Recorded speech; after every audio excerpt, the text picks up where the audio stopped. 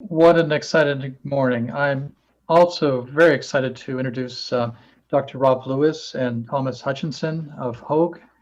Um, Rob is the program director for the skull base and pituitary tumor program in the Empower 360 Endowed Chair for the skull base and minimally invasive neurosurgery program. Since 2015, Dr. Lewis has been involved with the development and implementation of the VR and AR technologies for preoperative simulation and rehearsal and interactive navigation. That's the paragraph I have describing Rob, but I should say I have found Rob to be the champion, the instigator, the troublemaker, the force for good, and just bringing things forward within Hoag to make this happen. And working very closely with him and also making it happen is Tom Hutchinson. Tom's been with Hoag for more than a decade, and he's the Chief of Staff at Hoag Hospital in Newport Beach, overseeing the development and clinical operations, strategic vision, and physician alignment. I'm so excited to hear what you have to say. Thanks, Walter, for the introduction, and let's get started.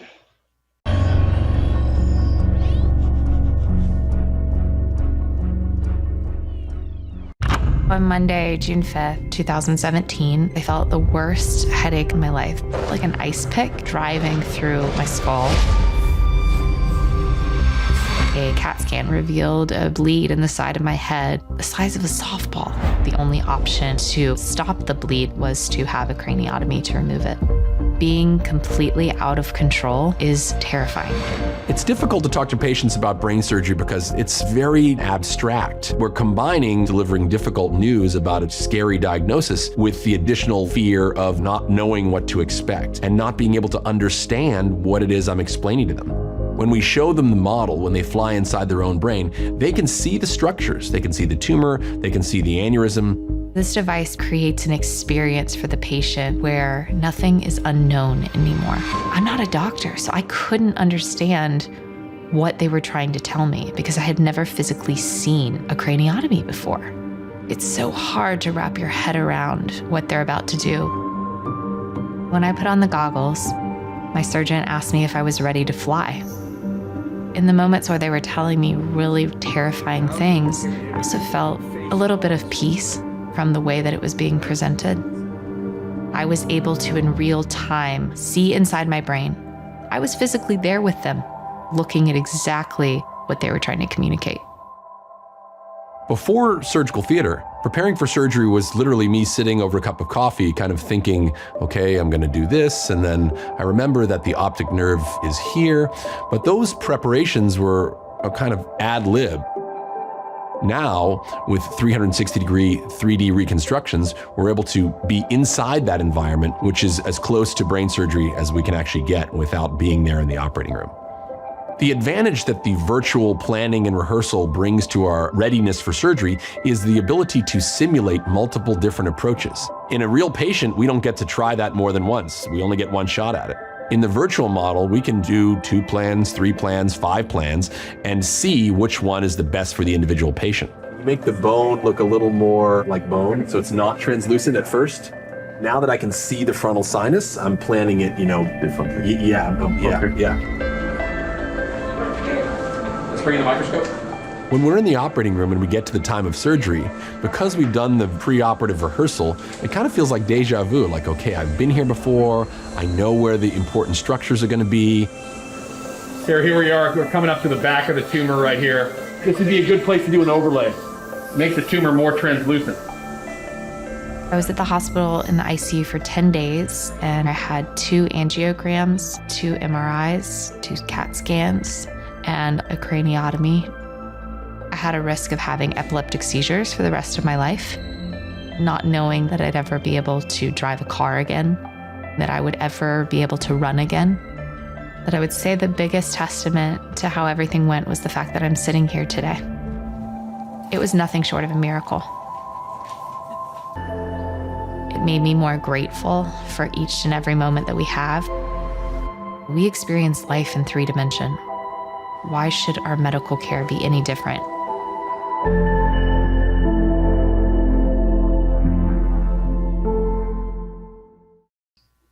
know, I always love to start with that video because Danielle, who is a patient herself, so powerfully tells the story of how virtual reality impacted her healthcare journey and actually changed the course of her professional life as well. So you're going to get a chance to meet Danielle a little bit later on, but I'll bet never in a million years did she think that she was going to become a movie star from having brain surgery. But yet this video alone has gotten, I think at latest date, more than 1.4 million views on YouTube, a testament to not only the power of this immersive technology, but also to Danielle's ability to tell her own story. Next slide, please. What this speaks to is the power of virtual reality to engage the patient and enhance the patient experience. When using typical methods, when I'm as a surgeon, I was previously trying to explain surgery to people, and you look at the image on the left, and to me, it kind of looks like a Rorschach blot. Like, is this a bat or is it two witches kissing? And where's the tumor? Where's the problem? Whereas the view on the right, even my 7-year-old daughter understands that the big green thing is the tumor, and that's bad, and then we want to take it out. And we've actually studied the impact of this. Next slide. So this is a publication just from this year, studying the impact of neurosurgical consultation using 360 VR models and measuring its impact on the patient's ability to understand their plan for surgery, as well as how comfortable they felt with the treatment plan. Next slide. What we found during this study was pretty remarkable. So prior to implementing VR consultations, more than a third of patients who we recommended surgery to were out migrating to other medical centers in the area, meaning our attrition rate was 36%, or looked at another way, our patient retention rate was only 64%. After implementing patient-specific 360 VR consultations, the outmigration rate dropped from 36% to only 4%. What this speaks to, again, is the power of this technology to engage the patient. I always tell patients that, in the older era of medicine, it was just you do what the doctor told you. In the modern era of medicine, no longer is it this paternalistic, doctor says this and you do this. Rather, we are trying to engage patients and get them to be more involved in shared decision-making. Because when they feel more engaged and more involved, they're more comfortable with the treatment plan. And in actuality, it's been proven that they have better outcomes as well. Next slide, please. Beyond neurosurgery, this has also been studied at Hoag and other specialties as well. For example, this study by Dr. Castellanos and his team showed the impact of using VR consultations prior to heart interventions. So both for transcatheter aortic valve replacement, but as well as for Watchman procedures, there was a significant improvement in the patient's decision to proceed with surgery after their VR consultation. And this is, again, because we are empowering patients with the level of understanding that was not previously available to them prior to the utilization of VR for consultations. Next slide, please. This is a study demonstrating the outcome of that study. Next slide, please. And across multiple specialties at Hoag and in other institutions, we've again and again demonstrated over thousands and thousands of patients at this point. For example, at Hoag, more than 1,500 patients alone have undergone these VR consultations. And for neurosurgery, you're watching their level of understanding go from 28% prior to virtual reality to now almost 90% of the patients are rating their level of understanding as a 9 or 10 out of 10. Now, unless I'm only treating other brain surgeons, it's unlikely that we'd reach a level of understanding or 9 or 10 out of 10 in 90% of patients with any other medium other than virtual reality. This data has held true and demonstrated to be effective in adult thoracic surgery, as well as adult interventional cardiology, and is now being scaled widespread across our institution. Next slide, please. And in fact, Forbes, who isn't in the business of medicine, but is in the business of business, rates virtual reality as the #1 technology for patient experience in healthcare. And it's not just for patient experience. There's a wide array, as Walter and Greenleaf and Brennan Spiegel pointed out, there's a wide array of clinical conditions which we can actually treat using virtual reality. Next slide, please. Based on the success we had starting with the pilot in the Pickup Family Neurosciences Institute and using it for neurosurgery, at Hoag, we've decided to go wide scale with the deployment of both virtual reality and augmented reality solutions throughout the patient care continuum and across a wide array of specialties covering all of our institutes: neurosciences, heart and vascular, orthopedics, cancer, women's health, and digestive, so that all of our patients are now able to benefit from these immersive consultations and therefore have a better level of understanding prior to their planned procedure. Next slide, please. So what is our strategy? How have we done this, and what are we planning to do going forward? Well, we started with this idea that the patient experience is at the center of everything we do. As Danielle's journey tells us, and as we've demonstrated in these studies, the patient experience is at the core of healthcare. Because as I mentioned earlier, it's not just the level of clinical care they provide, but as we've said, how well patients feel cared for.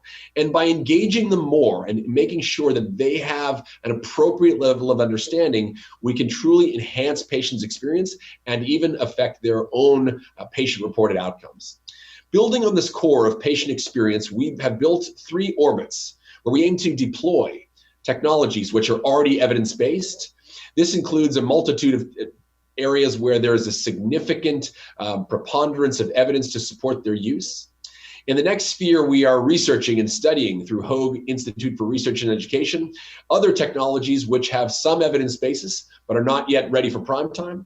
And then in our outer sphere, we aim to develop new technologies which do not yet exist in order to meet unmet clinical needs. This includes many of our clinicians and physician partners pairing with companies, both large and small, to produce, design, develop, and deploy technologies which can serve the needs of our patient population. Next slide, please. Next slide, please. Vance, go ahead. So one of the areas which we have put into the deploy category is the use of virtual reality for acute and chronic pain management. As we know, this is a crisis in the United States and across the world. As we deal with the COVID-19 pandemic, we have another epidemic from which deaths continue to rise. And in fact, more than 50,000 Americans a year now lose their lives from opioid overdose. This is a problem that we as physicians caused. More than 10 years ago, we were told that pain was the 5th vital sign. We were taught that we needed to more aggressively treat pain. And in fact, physicians were rated, and in sometimes their pay even decreased by how well their pain was treated. What this led to is a spike in opioid prescriptions, and as a result, again, now losing 50,000 Americans a year that die to opioid overdoses. This is a problem we as physicians caused, and now we as physicians have to help to reverse. Next slide, please. So this is a slide from the Centers for Disease Control and Prevention. What this demonstrates, as you can see the line, after 1 year, a single day of opioid administration as an inpatient leads to a 6% risk of dependence at 1 year. If you stay in the hospital for 5 days, for example, for a knee replacement or for hip surgery or for a pelvic surgery, after 5 days of inpatient opioid administration, the risk goes up above 10%. If you think about that for a second, 1 out of every 10 patients who is hospitalized for 5 days and receives pain medication will be addicted to that pain medication at 1 year. And again, the downstream effects of this are killing tens of thousands of Americans each year. Next slide, please. We know that opioids are not the answer to acute and chronic pain. While they are useful in a pinch and immediately after surgery, we know that there are long-term consequences to their use as well. Looking by comparison at virtual reality, there's more than almost now 500 published clinical studies, including 20 experimental trials using virtual reality to treat both acute and chronic pain over a wide array of both medical and surgical conditions. The bottom line in looking at this data is that most studies have definitively demonstrated that virtual reality helps decrease pain both during and after medical procedures and surgery. Next slide, please. just for a bit of fun, I've done a side-by-side comparison of virtual reality versus fentanyl, a commonly used IV opioid narcotic. And so the side-by-side comparison is as follows. So if you take a dose of virtual reality, which is about 15 to 20 minutes, and a dose of fentanyl, which is 50 micrograms, believe it or not, they have about, on average, the same mean reduction in the VAS score for pain. This is the standard score that we use to track pain scores. So similar reduction in pain using a dose of virtual reality versus a dose of fentanyl. The duration of peak effect is a little bit longer for the virtual reality, for the fentanyl, and mainly that's because we generally leave patients only in the VR for 15 or 20 minutes. However, if we do go for a slightly longer session, the analgesic effect can last longer as well. And the cost is also less for a dose of virtual reality. But where this analysis really comes out is in the next slide. The adverse effects of virtual reality are few but known. There is an incidence of nausea. Some people get nausea or cyber sickness or motion sickness. There is some degree of eye strain or neck strain that occur. And there is an absolute contraindication to using VR in patients with known seizure disorder or epilepsy. By comparison, the next slide shows the adverse effects of fentanyl. If you can just look at some of these: trouble breathing, hallucinations, confusion, decreased appetite, difficulty sleeping, blistering of the skin, slurred speech, paranoia, low blood pressure, depression, wheezing, blurred vision, and the risk of advance, addiction, overdose, and death. And these are not uncommon side effects. Many of these are commonly experienced in, at least double digit, and in some cases, 20 to 30% of patients experience many of these side effects when given opioid narcotics as a treatment for pain. So looking just at this kind of simple analysis, it seems relatively logical that why would we not at least try to offer this to our patients when the alternative has such profound negative effects? Next slide, please. So beyond the use of virtual reality as a kind of one-off or two-off treatment for acute pain, we have also demonstrated, and this is a level 1 evidence. So level 1A evidence in medicine is the highest level of evidence that exists, that procedural pain knowledge has a significant impact on pain control, and that patients who opt out of procedural pain education have longer hospitalization and poorer pain management. As a result of this, it is well known, again, based on level 1A evidence, that teaching patients about their pain through pain neuroscience education is an effective tool to treat both acute pain and chronic pain after both medical procedures and surgery. Next slide, please. In addition, there are other studies which demonstrate a strong negative relationship between preoperative anxiety and pain catastrophizing and postoperative recovery. In other words, the more afraid that a patient is that they're going to have pain, the worse likely outcome that they're going to have.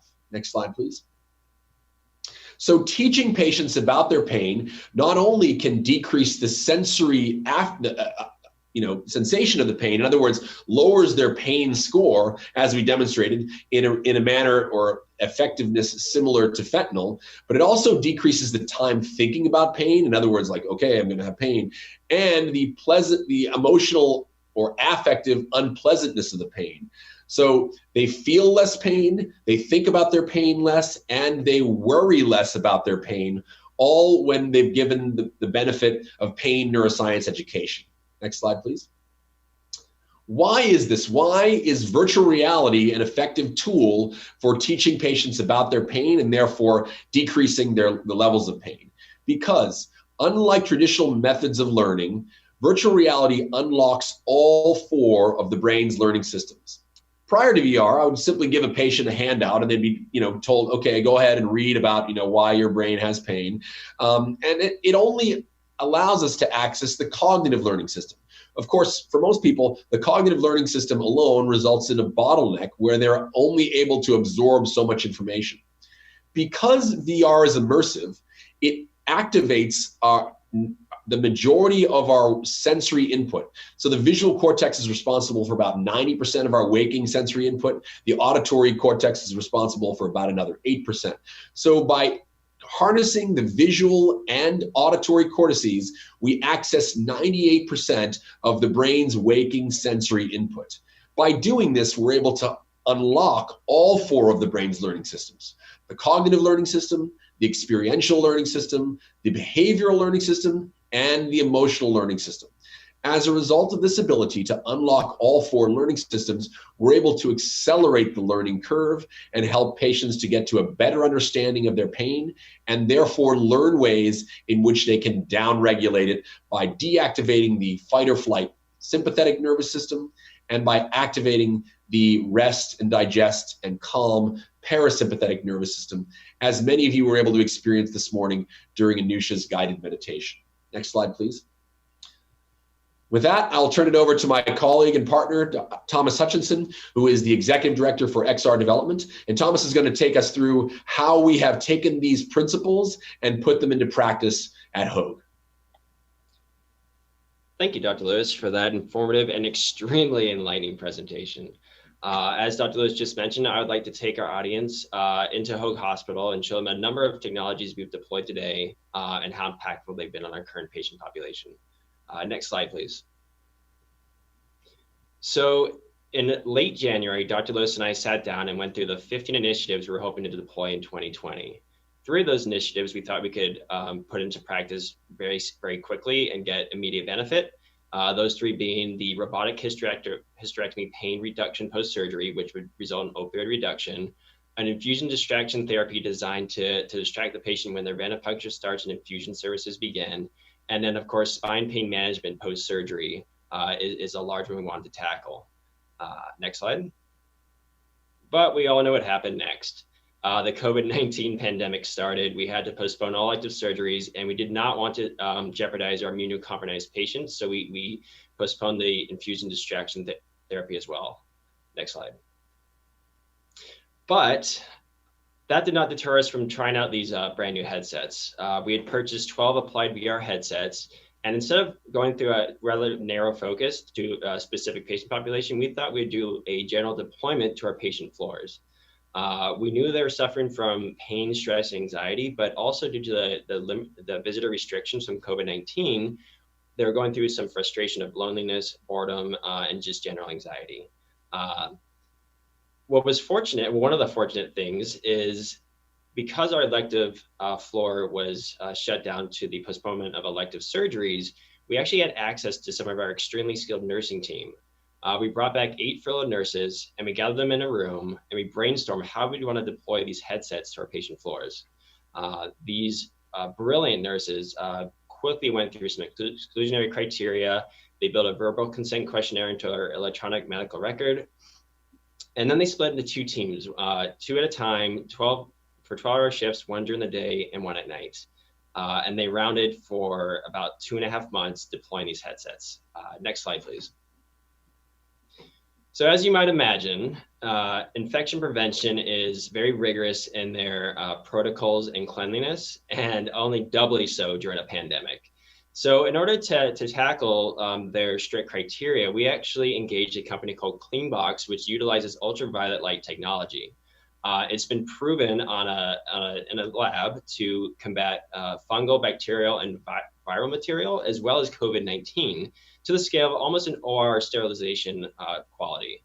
But one of the things we also had to do with this CleanBox is we had to get it from room to room. They did not want the headset leaving the patient's room with a possible infection. So as you can see from the pictures, we had to MacGyver a few transportation carts. We used an old EEG cart, put a CleanBox on top, got a power strip from Ace Hardware, a few headsets, and we just rolled these room to room to make sure patients could see we're cleaning them thoroughly and to make sure we abided by the infection prevention protocols. Next slide, please. We also wanted to make sure nurses on all floors were comfortable with this nursing team coming by. So we spent 3 weeks onboarding them. We went, gave them a quick introduction about the power of VR, as Dr. Lewis mentioned, how impactful it is on the brain. Introduced them to what the headset is, and then showed them how to apply it to patients. What should they be looking for? What kind of patients could really benefit from this technology? Next slide.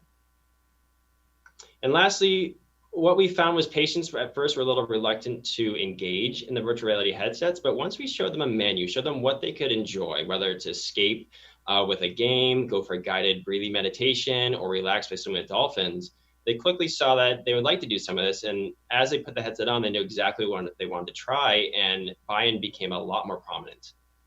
Next slide. So what did all this lead to? Well, between late April and early June during this deployment, we tried this in over 500 unique patients, ranging ages from 18 to 98. And we thought the most important part here, although it is an informal study, the average pain reduction out of 10 was 3. We felt that was extremely significant because this was not targeted. This was just generally distributed. And this was across all different admission types: medical, surgical, acute, rehab. But I want to call special attention to chemical dependency. As we deployed it and tested it on the patients in that particular area, the team there realized the immense impact of it, advised us to come back every day for an hour as part of group therapy, and more importantly, purchased 9 of their own headsets and 3 clean boxes to make it a part of their everyday program. That's how impactful it was to those patients. And on the right, there's just a number of comments. We had dozens to choose from, but I just wanted to pick out a few to read to you. 60-year-old female, helped me find that safe place within myself. 50-year-old male, first time I've been able to sit up and eat since being admitted. He was here for 3 days, could not sit up until he tried a headset on, and then suddenly forgot he had all that pain. 79-year-old female, no pain during VR, very relaxing, helped me fall asleep. You can imagine how impactful this is for our nurses, especially when patients need that much needed sleep to help recover, that if a patient can't sleep, they could just quickly get a headset, give them a 15-minute session, and they would fall asleep. Next slide. We also had a number of focused patient testimonials, a number of patients who really enjoyed it and wanted to share the word. And we found this one particularly inspiring. It's a 62-year-old gentleman recovering from spine surgery in a great amount of pain. I won't read through those quotes, but I will read the third one because that is where we want to focus. With the aid of VR, I've been able to better control my pain and work through it. I was even able to reduce my pain medication by half. So if we think back to Dr. Lewis's presentation, where we could see the effects of fentanyl or VR reducing pain medication by 3, we saw that happen, of pain administration by 3. And then the fact he actually said, voluntarily, I stopped taking pain medication because I have this VR headset. It's exactly what we're hoping for. And this is, again, a generally distributed product, not a focused study. Next slide, please. Of course, when these patient testimonies came out, it led to some very favorable press coverage. Forbes reached out and was very interested to see how a California hospital was leading the way in opioid reduction through VR therapies. It led to over 25,000 views over a number of days. And actually it had the unintended consequence of overloading our call centers of people wanting to come in and try a VR experience. That was a good lesson learned for us. Orange County Register, of course, picked up the same article. And the Orange County Business Journal picked up another article around our VR initiatives in motherhood. But I'm going to save that one. Sorry, our light went out. Save that one for our Dr. Burke's presentation later today. Next slide, please. And these are just a few of the other non-general distributions. So as we had mentioned at the start, we were looking to do a number of trials through robotic gynecology surgeries, infusion services, and spine. Well, we have a clinical ladder program here at Hoag to help elevate our nurses from an education and a professional standpoint. And one of our nurses, Jessica Hovland, was trying to achieve her DNP certificate and realized the power of VR and how it could help her achieve that, her doctorate. So on June 8th, she organized a study and deployed it to our patients for robotic hysterectomy cases. I won't go into the results because Jessica will be speaking later today, but it's very powerful and very, very informative. I will share one quote she shared with the general team with, whether the patient is receiving medication on VR or opioid, we are making a difference in our patient's pain. They definitely saw an improvement, but again, I will leave Jessica to share those findings later on. Next slide. We've also deployed this quite largely to our acute rehab unit, our inpatient acute rehab unit. We have 2 different virtual reality offerings, XR Health and Penumbra Rail System. These actually also combine sensor capturing mechanisms, which allow our physical therapists to track the improvement, show it to the patients, and then they can actually see real time how much they're improving. You can also imagine that with virtual reality, you can extend their reach, because if their brain thinks they're going to reach a little further based on what we program it to do, they will reach for that, not knowing it's beyond what their perceived limitation is. Next slide. And so we have a number of other projects coming up quickly. We are currently designing an emergency department pain management study with the goal in mind to become a Cal Hospital Compare opioid safe hospital. This is a designation that has come out recently that if we can find a way to utilize virtual reality in the hospital setting, they'll give us this designation. We're going to fire up the infusion distraction therapy, the spine surgery medication. We're going to partner with our Hoag Orthopedic Institute to focus on knee replacement. And of course, we're going to start rolling out nursing education to help with empathy and situational awareness. Next slide. And so I want to put this one in here to say future initiatives at Hoag, and this is for the general audience. As you can see, we've partnered with a number of different companies. We've implemented a number of different ideas, but we're really open for business. We're trying to scale this as quickly as we can because we realize the immense power of it. And we would look to any and all partners or ideas to help further virtual reality or augmented reality here at Hoag. Next slide. And lastly, I just wanted to give a huge thank you to our XRP development team. It's a small village for now, for sure, but we are very nimble, very dedicated, and very engaged in making this happen. But one person in particular, I think we owe special thanks to is Walter Greenleaf. He has been an amazing partner in this, a great advisor, a great mentor, and a great facilitator between Hoag and various vendors to help promote XR and help develop new products. So thank you, Walter. Next. So thank you all for listening. We look forward to developing some more products and sharing exactly how we deploy those here at Hoag Hospital next year.